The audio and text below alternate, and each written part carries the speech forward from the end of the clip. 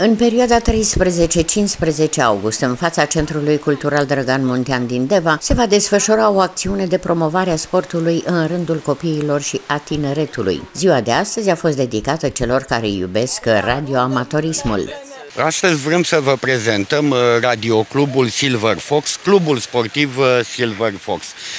Este un club sportiv înființat oficial după noua lege în 2006, dar noi suntem urmașii fostului radioclub județean Hunedoara, înființat încă din 1949. Deci sunt 71 de ani de când radioamatorismul, ca formă organizată de sport, funcționează în județul Hunedoara.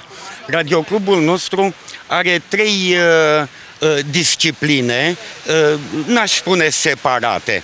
Unul este radioamatorismul, care înseamnă construcții radio și trafic radio, și o disciplină relativ separată care implică și activitate sportivă, vânătoarea de vulpi sau radiogoniometria sau orientarea, radio-orientare. La noi, județul nostru a fost un județ campion în ceea ce privește radioamatorismul.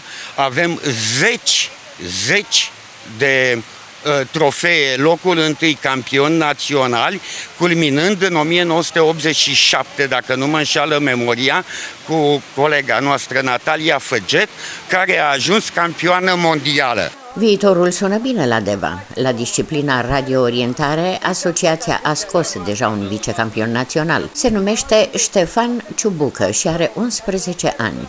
Sunt vicecampion național. La ce? Radio-orientare și orientare. De unde pasiunea pentru radio-orientare și orientare? Mi-a zis fratele meu în 2018 că îi merge să exploreze munții. I-am zis, de ce nu? Vin și eu. Am venit, m-am înscris și nu știu din ce cauză fratele meu a abandonat. Și de atunci eu tot vin în continuare, de 2 ani de zile. Cei prezenți astăzi pe platoul din fața Centrului Cultural au avut parte și de o demonstrație practică. Yankee Oscar 2, Lima X-Ray Whisky, Yankee Oscar 2, Lima Alpha November, pe indicativul vechi.